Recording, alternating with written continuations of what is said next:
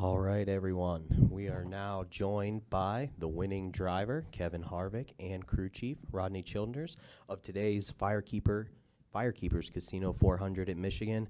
Guys, first win of the season, kept the Heritage Trophy here, got that in Ford's backyard. Just talk about what today means for you. Yeah, well, it means a lot. I think, as we went through the first part of the season and really not having everything where we want it to be, and we just really just kept our heads down, and just kept communicating and working through what we thought our weak points were, and really over the last 5 or 6 weeks, the cars have run a lot better, and a lot of that goes to just Rodney and Steve and Dax and everybody just kind of just thinking about what we need to do different and trying things, and really it's gone smoothly over the last several weeks, in the simulator, at the racetrack, and the way that things have raced. And so today we didn't have anything work against us. That's the biggest thing that happened today. Pocono and Loudon kind of in the same position and just didn't have the end of it go right, and today it went our way, and we were in position to capitalize on it. Awesome. If you guys have a question for Kevin or Rodney, just raise your hand and we'll get a mic to you. We'll start right there with Taylor. Taylor DeSormo with MLive.com. I was wondering if you got to give Piper a ride in the car, and what was that like for you, and what did she think of it? Well, she did go for a ride.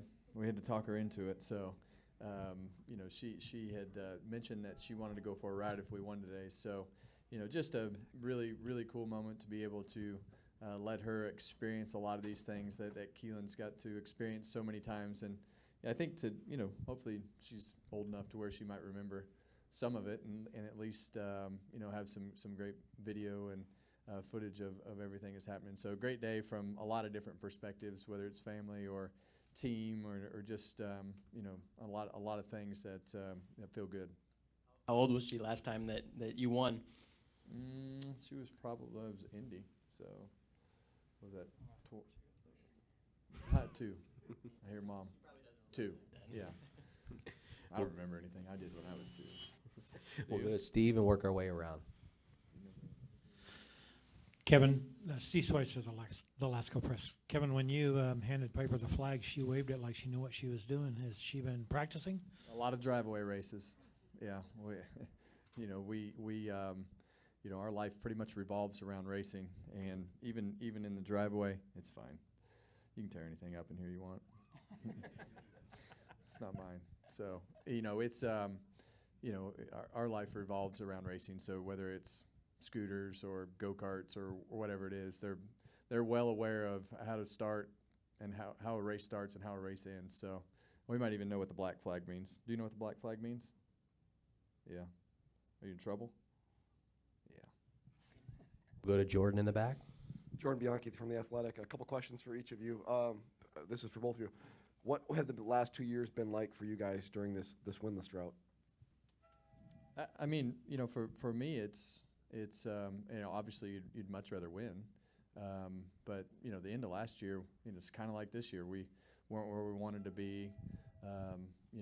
They kind of took control and did the things that they wanted to do with the cars, and by the end of the year, we were in contention to win races, and it didn't work out.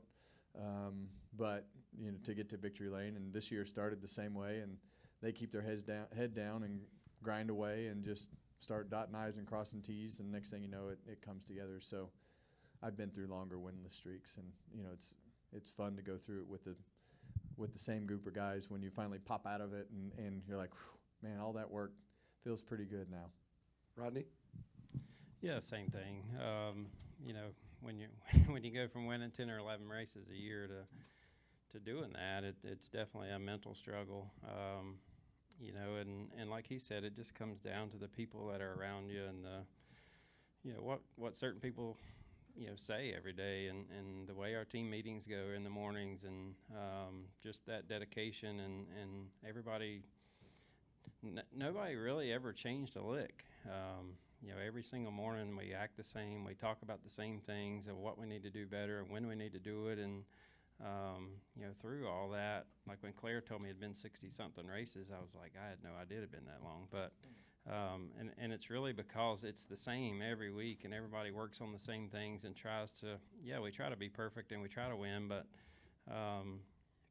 when we don't win, we don't, have flames coming out of offices and people going crazy. It's really about trying to figure it out as a team and move forward from it. And I think you've seen that the last couple of months. We've just kind of gradually got better, and honestly, that's been fun. Just learning this car. And I'll admit, I was probably the hard-headed one all year. Just every week you talk about, well, this is what we did with the old car. This is what we won with the old car. Well, none of that matters anymore. So when you've done this for 20 years, it's hard to get over that. So I've finally started to get over it, and hopefully that's a good thing, and we just keep moving forward. And then the second question is for Kevin. Kevin, a lot of veteran drivers, they get towards the latter part of their career, say that when they win, they start to appreciate the wins a lot more because they don't know when that next one is going to be. I'm wondering if that was the case for you today.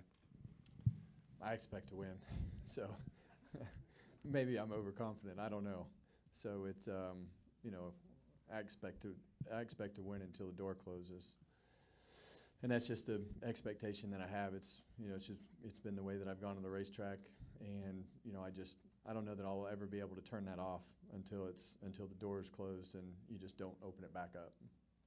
I'm just not wired that way. We'll go to Dustin and then Larry. Dustin Long, NBC Sports. Kevin, you've been through a lot in your career, so you're steady in how you do things. I'm curious about the mental toughness. I'm sure at times the winless streak aspects of it bothered you, but it doesn't destroy you. The pressure building, making the playoffs, you don't wilt. How have you kind of been able to refine that, and how's that developed throughout your career, and how much experience helps you in situations like this? Yeah, I think I've said this in here before, but this is all easy, to deal with. It's really not that hard. You just compartmentalize it, and you set it aside, and we try to act like grown-ups and show up to work every morning and be productive about the conversations that Rodney was talking about, and just you got to believe in the things that are around you. You got to believe in yourself, and there's really no match for jumping in a race car and taking over for Dale Earnhardt. So there's nothing like that was for the first 6 or 8 weeks. You just can't match it. Never will. Never come close. There's nothing even close. I mean, there's never going to be a media session that big again. There's never going to be conversation that big again. There's never going to be a bigger moment in my career. I've had all those, and it's just the rest of this stuff is pretty easy to deal with compared to those moments. So, and as you get older too, but I think that part comes with just life in general. But thinking back to looking at that Rockingham press conference, there's probably only a few of you that were there or remember it, but if you want to pull up some video and go find out what that looked like, it was a big enough moment to where Richard stopped practice, and there were extra tents, and it looked like Trump was there. So there's those moments you can't match, and I think that everything after that is that was the training ground. That was the start of the process. Go to Larry right there. You said anyone that doubted you didn't know you, basically. Could you just, say more about that, how you didn't have doubts going almost 2 years without a win, and what your win does to this playoff chase and the bubble it creates, and the excitement over the last few weeks for it creates a big bubble because I think we were 8th, 9th, 10th in the points. So I think some of those guys that have won races that hadn't been doing very good, it creates a real scenario to where there could be at least 16 winners. I mean, you've still got Daytona, you've got another road course. There's a lot of things that can still happen here. So but yeah, I mean, it's like Rodney said, it's been 65 races because honestly, there's been moments to where you go in and you're like, oh man, if you think back, you're like, well, we probably won a race sometime in between there, but we haven't. And that's just the way this goes. And you just keep grinding away and start over again next week. And tomorrow will be just a start over process for Richmond. And I know it's boring, but I mean, that's the way that you approach it. And that approach really started several years ago when, you know, we sat down and talked and said, okay, how do we race like the 48 every week? And really from that point on, it's been on. And you prep the same way. And it doesn't matter if it's a playoff race, last race, first race, you know, how do you maintain that preparation level? And that's just how you plan. Before we continue on with questions for Kevin, does anybody have a question for Rodney? We can get Rodney back to the car. Okay, we'll go to Daniel first.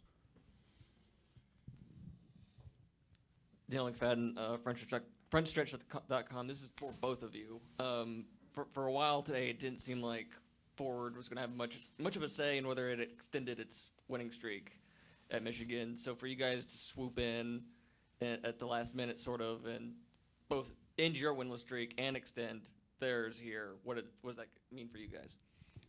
Yeah, I mean, I felt like we had really good speed all weekend, and you know, as we were watching during the race and watching SMT and watching our lap times and stuff, every time we would kind of get a clear lap, we were just as fast as the leader, and we knew that maybe if we could ever get there, we would be okay. One strong suit we had was on 4 tires on long runs. We could pass cars, and a lot of people couldn't. And you know, you would look there before we got the lead because of the caution, and we weren't the best because we had put 2 tires on and got too tight. But I knew that if we could ever get there, we could at least give them a run for their money. And you know, maybe we weren't the best, but you know, if you can run top 3, top 4 every single week, you have opportunities to take advantage of other people's mistakes or fortunate cautions or different things. And you know, like he was saying earlier, it's really more about what went right today. You know, we've had a lot of races that maybe things didn't go our way, but today was everything went right. Every pit stop was right. Every execution was right, and we just ended up in the right spot at the right time. Okay, we'll go to Chris. Yeah, Rodney, now that you guys have a win, what are you guys capable in the playoffs? I don't know if you can really answer that. You know, going next week to Richmond has been a great place for us, and I think, you know, we kind of need to go through a few more races. Like I say it in these meetings every week, and everybody that knows me knows what I mean. You know, we are still learning so much every single week. It's you know, you don't have like this little folder after the race. You have this huge memory bank of stuff that you have gathered and things that you could have done different and things that you should have, you know, done to the car or setup wise. And it's really more about those deals. And, you know, what turned our corner, I felt like, was having 50 minutes of practice at Nashville. We unloaded. We were absolutely horrible. And we changed everything on the car to start the race. And we qualified up front and ran up front all night. And we've done that ever since. And so having 50 minutes of practice, being able to change stuff after, it has changed our season. So, you know, every week we learn, and hopefully we're getting that a little bit better. And I think that you guys have seen that, and we just got to keep pushing and try to you know, run with them guys, and we have. And if we can do that in the playoffs and be consistent and get through a round or two, we can make some noise. We'll go to Jazz in the back right there. Evening, gentlemen. Jazz Sharp with the podium finish. When the quote, patience never give up, do you both feel like that's something that you feel like really means a lot, considering all the trials and tribulations that both of y'all have gone through this year? And also for Kevin, when it comes to that, and I know that school's right around the corner and all that, how would you be able to apply that quote with both of your children and just kind of give them the learning grounds of what you go through each week and be able to apply it in real life? Yeah, well, our school's at home, so when they get up in the morning, I say go brush your teeth and go to school. But, you know, I think that there's really, you know, I think everybody understands the expectations, so there's not a quote or a saying or anything that's going to motivate any of us, in my opinion. You know, I think it's the motivation comes from, I don't want to let that guy down. He doesn't want to let me down. I don't want to let him down. And everybody shows up knowing that when I show up, I'm going to give all I've got. And I know that when they show up, they're going to give all they've got. And it's just super easy. It really is easy. And I always think actions speak louder than words. And, you know, I think for me, the way to show your kids how to do something is to do it and let them watch.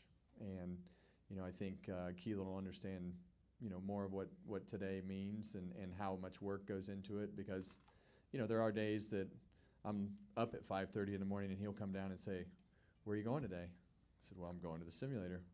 "What are you going to do today?" He said, "Well, I guess I'll go back to bed."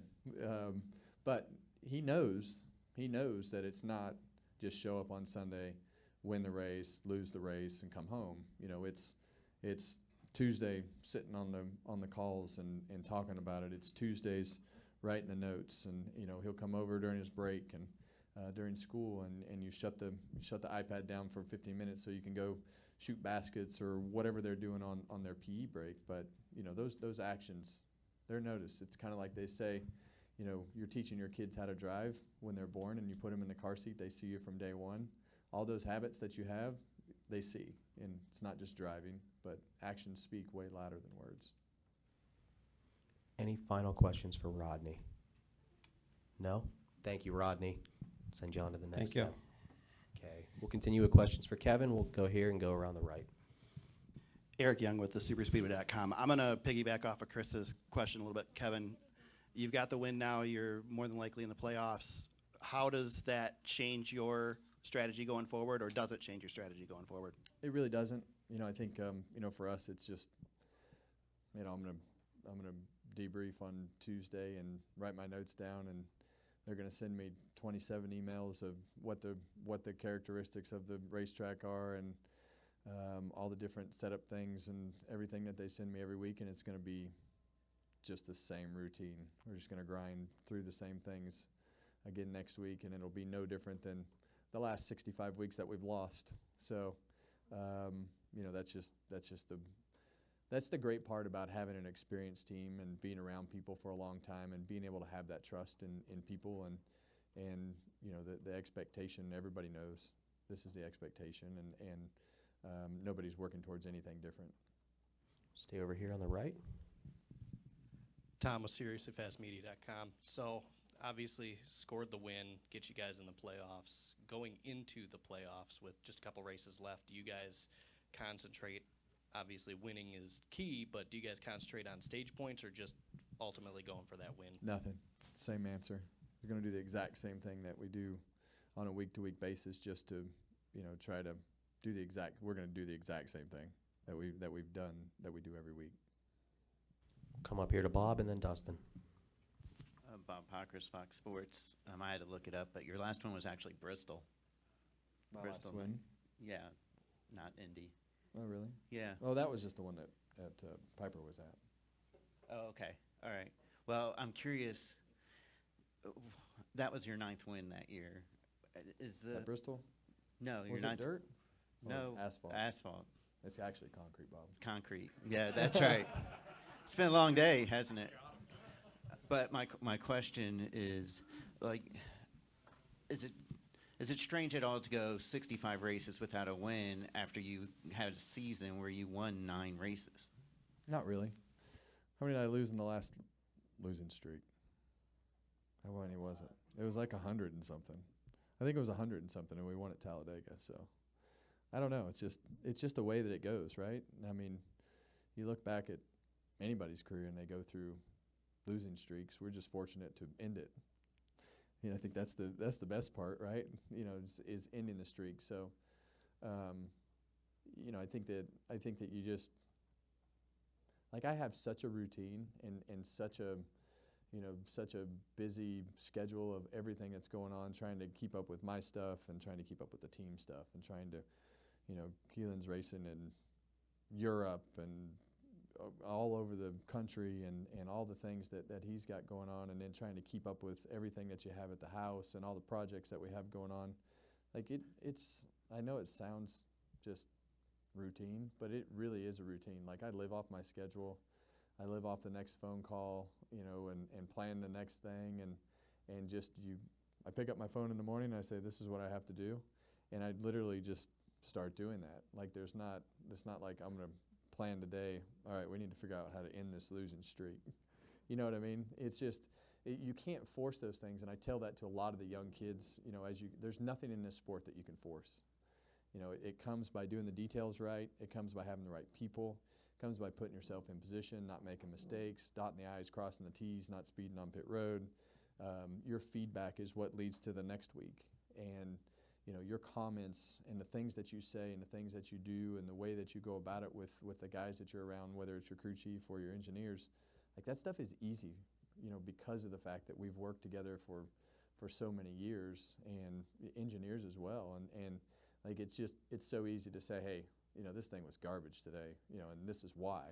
It's not, but it's never, hey, this was garbage, and that's the end of the conversation.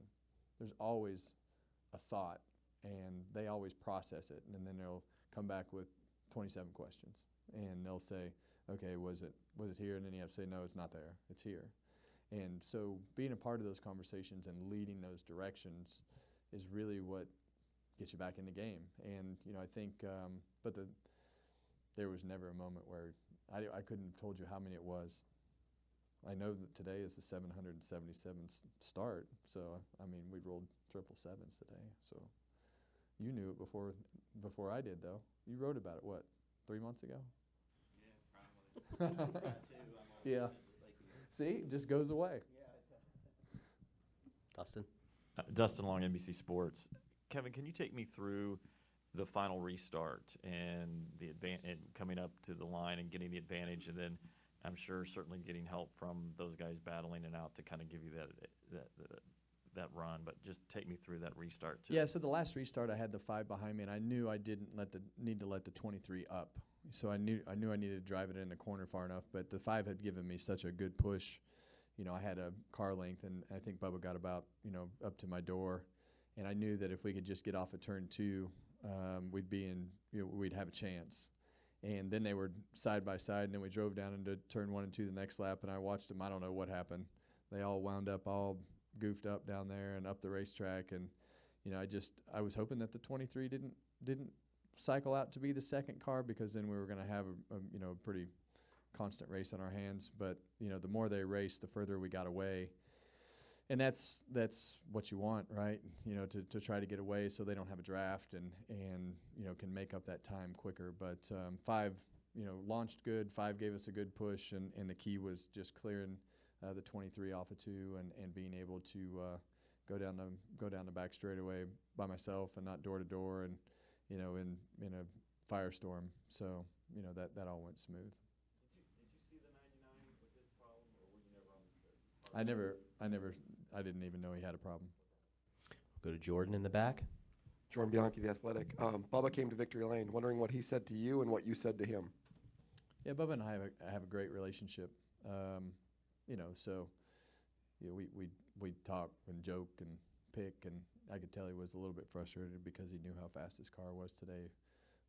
But, you know, there's great respect there, and we have conversation a lot. You know, so it's you know, it's fun to see them running good, and I'd much rather win, though. We'll wrap up with Chris in the front here. Kevin, going back to the playoff tracks, the second half, Kansas, Texas, Phoenix even, will the next-gen car be, you think it'll race similar that it did like earlier in the season, or are we still part of that learning period where the teams have learned so much since the first time that they've been there with the next-gen car that it's going to be a completely different aspect the second time around, especially in the playoffs? I'm really happy that we're going back to a lot of these racetracks that I can actually open up a notebook and not fire off out of the pits and say, well, I wonder how far I should drive it in today. I wonder if it's going to hit the limiters. I wonder if it's, you know, going to be tight or loose. And so at least going back to the thought processes will be way different for us, you know, as far as setups and things like that. But, you know, I think we've learned a lot, and, you know, I think that those setups will be different, you know. So, but I'm really looking forward to being able to open the notebook and have something there. Do you think it'll still be aggression in the playoffs? Yeah, I think you just, you know, the aggressive restarts is, you know, so important. So I don't think any of that will change. I'm sure there'll be some of them lose their minds. All right, Kevin, thank you. Thank you. Congratulations. Appreciate it, guys.